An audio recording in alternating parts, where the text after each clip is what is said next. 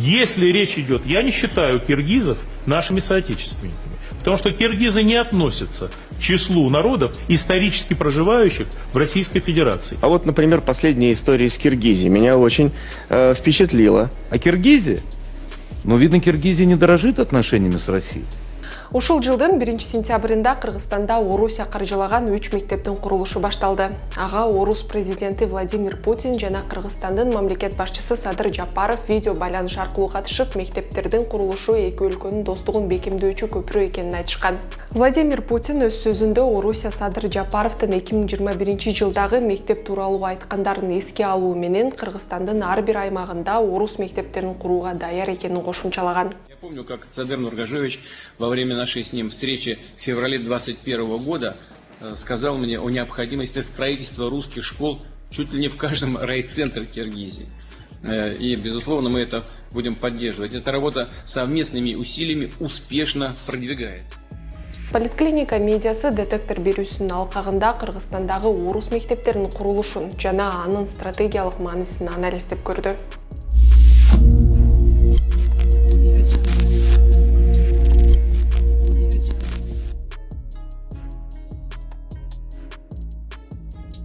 Кыргызстанда орус тилдүү мектептердин санын көбөйтүү тууралуу сүйлөшүүлөр буга чейин да болуп келген көрүнүш. Бирок 2022 жылы Орус-Украин согушу башталгандан кийин Орусия бул багытта активдүү иш аракетин кайра жанданткан. 2021 жылы өлкө башчысы Садыр Жапаров Орусия Федерациясынын агартуу министри Сергей Кравцовду кабыл алган. Жолугушууда Кыргызстанда орус тилинде окуткан биргелешкен жалпы билим берүүчү мектептерди куруу, окуучулардын тажрыйба алмашуусу тууралуу максаттар жана пландар талкууланган. Бул жолугушууда да президент Садыр Жапаров Кыргызстандын ар бир аймагында, өзгөчө Бишкек жана Ош шаарларында бир катар мектептерди куруу боюнча Орусия тараптын жардамын колдой турганын билдирген. Кийинчерээк бир канча сүйлөшүүлөрдөн кийин Орусия Кыргызстанга 9 мектеп куруп бере турганы маалым болгон. Мектептердин ар бирине 550 миллион сомдон бөлүнүп, 2027 жылга чейин курулуп бүтө турганы айтылган. Бул тууралуу 29 майда Жогорку кеңештин бюджет, экономикалык жана фискалдык саясат боюнча комитетинин жыйынында билим берүү жана илим министринин орун басары Уламбек Усеков билдирген.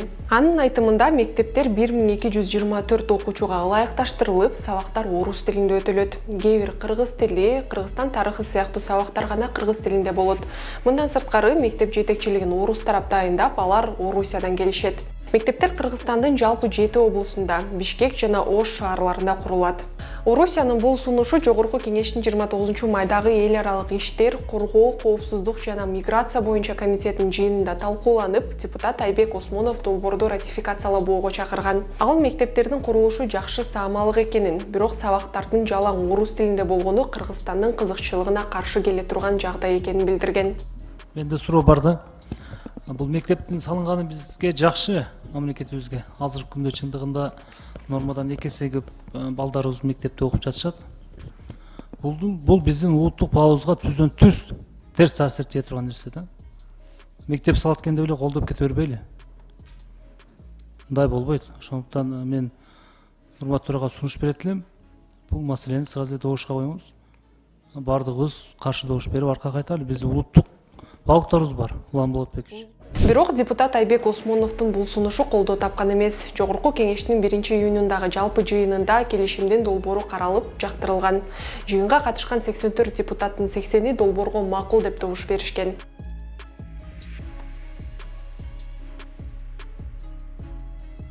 Чынында Кыргызстанда мектептерге байланыштуу көптөгөн маселелер бар. Окуу китептеринин жетишсиздигинен баштап мектептердин абалынын начардыгына байланыштуу буга чейин да бир катар наразычылыктар айтылып келген.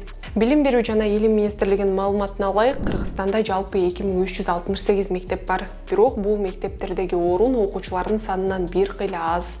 Алсак, Кыргызстандагы ар бир 3-чү окуучуга мектепте орун жетишпейт. Ошондой эле 240 мектеп авариялык абалда. Ал эми 500гө чукул мектеп капитал оңдоп түзөөгө муктаж. Бул багытта билим берүү жана илим министрлиги жана өкмөт жаңы мектептерди куруу иштери жөнгө салынып жатканын айтып келишет. Жогоруда айтылгандай, Кыргызстанда мектептерге байланыштуу көптөгөн маселелер бар. Бирок бул маселелерди орус тилдүү мектептерди куруу менен чечүүдө кыргыз тилинин ролу кандай өзгөрүшү мүмкүн деген суроо жаралат. Алсак, Кыргызстанда 2022-2023 жылга карата мектептердин 30%-да сабактар орус тилинде өтүлө турганы маалым болгон.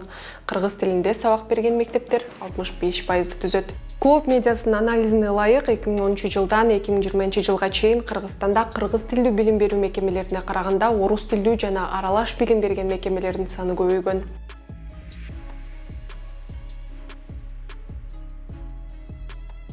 Кыргызстанда курулуп жаткан орус тилдүү мектептердин курулушу боюнча өлкөдө бирдиктүү пикир жок. Бирок бир катар эксперттер орус тилдүү мектептер тилди таңуулоонун жана пропаганданын куралы болуп калышы мүмкүн экенин айтышкан. Бул тууралуу жарандык активист Айбек Теңизбаев Азаттык медиасына берген маегинде билдирген.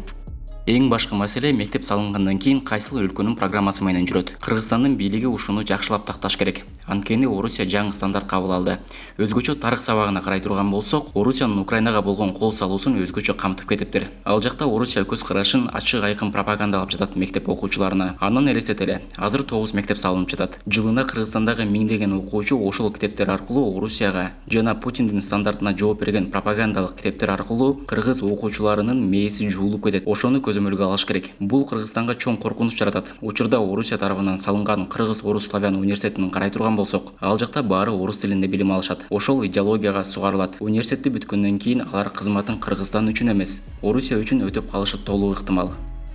Чынында Теңизбаев айткан пропаганда коркунучу бар экени буга чейин да байкалган. Алсак, Бишкектеги номер 3 мектептин география мугалими Украина менен согушта Орусиянын позициясын окуучуларга таңуулап жатканы маалым болгон. Бул тууралуу окуучулардын биринин апасы билдирген. Белгилей кетсек, Орус армиясы Украинага 2022 жылдын 24 февралында кол салган. Бириккен Улуттар уюмунун адам укуктары боюнча жогорку комиссариатынын 11 сентябрга карата берген маалыматы боюнча Орусия Украинага кол салып кеткенден бери эң аз дегенде 9614 жай тургун каза таап, 17000ден ашыгы жабыркаган. Бирок уюм курмандыктарынын саны алда канча көп болушу мүмкүн экенин белгилейт.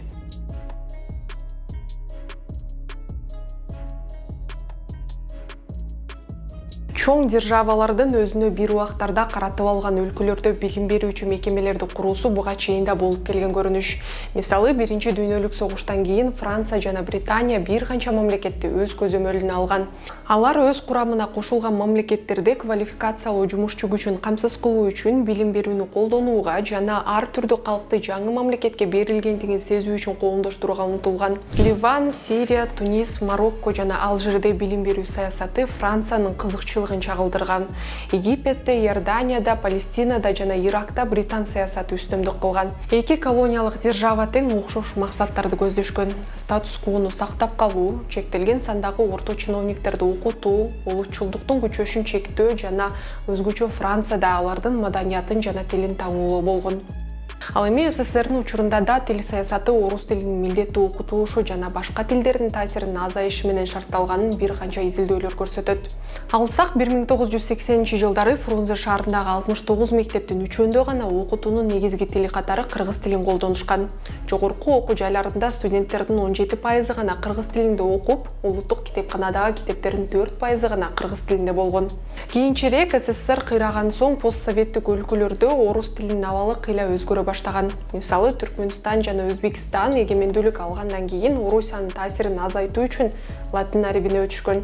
Ошондой эле Өзбекстанда 2016 жылга карата окуучуларды орус тилинде окуткан мектептердин саны 1177 мектепке кыскарган. Мектептерде орус тили жумасына эң көп дегенде 2 сааттан окутулушу керек деген талап коюлган. Көз карандысыз эксперт Нурбек Бекмурзаевдин анализине ылайык, постсоветтик өлкөлөрдө орус тилинин таасири жылдан жылга азайып бара жатат. Анын негизги себептери көз карандысыздыкка ээ болгон постсоветтик өлкөлөрдө улуттук иденттүүлүктүн калыптанышы, орус империясынын саясатын эзүүчү катары кабылдаган деколонизация түшүнүгүнүн жайылышы сыяктуу факторлор. Орусияда постсоветтик өлкөлөрдө орус тилинин таасирин азайып бара жатканы тууралуу 2007 жылдан баштап активдүү айтыла баштаган. Анткени дүйнө жүзүндө орус тилинде сүйлөгөн адамдардын саны тездик менен азайып бара жатат. Бул тууралуу Борбор Азиядагы орус тили, азыркы абалы жана перспективалар аттуу изилдөөдө айтылат. Бул багытта Орусия орус тилинин таасирин сактап калуу жана жайылтуу үчүн активдүү чараларды көрө баштаган.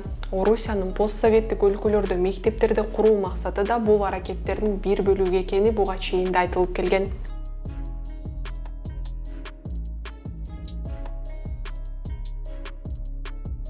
Орусиянын Кыргызстанга болгон мамилеси жана стратегиялык максаттары бир гана мектептер менен чектелбейт. Орусия өз көз карашын жайылтууда Кремль тараптан каржыланган ЖМКларды активдүү колдонот. Бул тууралуу Согушту жана Тынчтыкты чагылдыруу институтунун Европалык коопсуздукту изилдөө борбору менен биргеликте жүргүзгөн изилдөөсүндө айтылат. 10 айга жакын жүргүзүлгөн байкоолордун жыйынтыгында изилдөөчүлөр акыркы айдагы орус пропагандасында 4 негизги багытты байкашкан. Алар жолунан адашкан Украина жасалма нацисттик мамлекет. Мында Украина батышка жакындап, Орусияга чыккынчылык кылган жана өлкөдөгү орус тилдүүлөргө кысым көрсөткөн неонацисттик мамлекет катары мүнөздөлөт. Орусия өзүнүн Украинага басып кирүү аракеттерин демилитаризация, Украинаны денацификациялоо сыяктуу терминдер менен берет. Ошондой эле Кыргызстандын жер суу аттарын кыргызчалоо жана жогорку кеңеште кыргызча сүйлөө тууралуу демилгелерде Украинанын жолу менен баратасыңар. Кыргызстанда орус тилине болгон басым күчөөдө деген өңдүү коркутуулар менен берет. Орусиянын пропагандасын жайылткан Первый канал, Вести, РБК, Кыргызстандагы Вечерний Бишкек, Станрадар сыяктуу медиаларда батыш өлкөлөрү, анын ичинде АКШ, Украинадагы согушту баштоого кызыктар, коомду бузуучу жат көрүнүштөрдү жаган мамлекеттер деп сүрөттөлөт. Мындай билдирүүлөрдө көбүнчө манипуляциянын, душманды демонизациялоо, ярлык элүү сыяктуу элементтери колдонулуп, окурмандын сезимдери менен ойнойт. Орусиянын КМШ өлкөлөрүндөгү жумшак күчү менен таасиринин негизги инструменттеринин бири болуп орус тили эсептелет. Орус тили КМШ өлкөлөрүн бириктирип турган жана мүчө мамлекеттердин баары түшүнгөн жалгыз тил катары көрсөтүлөт. Орус тилинин ордуна жергиликтүү тилдерди колдонуу аракеттери болгон учурда орусиялык ЖМКларда эмоционалдык реакция пайда болот. Айта кетсек, Вестинин журналисттери орус тилине эмес, жергиликтүү тилдерге артыкчылык берүү аракеттерин катастрофа, тоталдык тазалоо жана антироссиялык чаралар деп аташат. Мисалы, Латвия орусиялык телевидениелердин көрсөтүлүшүн чектеп, орус тил сабактарын факультативдик кылып койгондо, Орусиянын атка минерлери менен журналисттери бул чараларды русофобия, шовинисттик цензура жана ЖМКлардын геноциди деп аташкан. Ошондой эле Орусия өзүнүн батышка каршы күрөшүп жаткан жалгыз өлкө катары сүрөттөйт.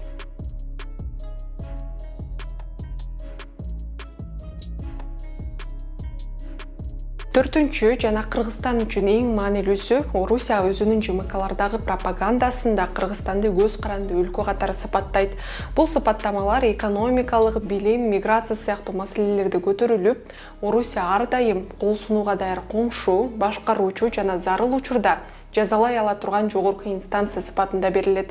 Ошондой эле Кыргызстандагы Спутник KG басылмасы Орусияны өзүнүн ар кандай колдоо программалары, университеттери аркылуу кыргыз элинин билим алуусуна салым кошуп жаткан өлкө катары көрсөтөт. Мындан сырткары, айрым орус ЖМКлары системалуу түрдө өлкөнүн атын колониалдык вариант катары Киргизия деп колдонушат. Мындай көрүнүш Кыргызстандын жарандык коомунда нааразычылык жаратып келет.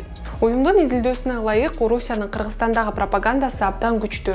Анткени Кыргызстанда орус тили кеңири колдонулат жана орусиялык маалымат каражаттарына альтернативдүү жергиликтүү жана эл аралык каналдарына таңдаштыгы жокко эсе. Сиз Политклиника медиасынын детектор берүүсүн көрдүңүз. Биздин ишмердүүлүгүбүздү колдогуңуз келсе, жогорудагы QR код аркылуу кирип өз салымыңызды кошсоңуз болот.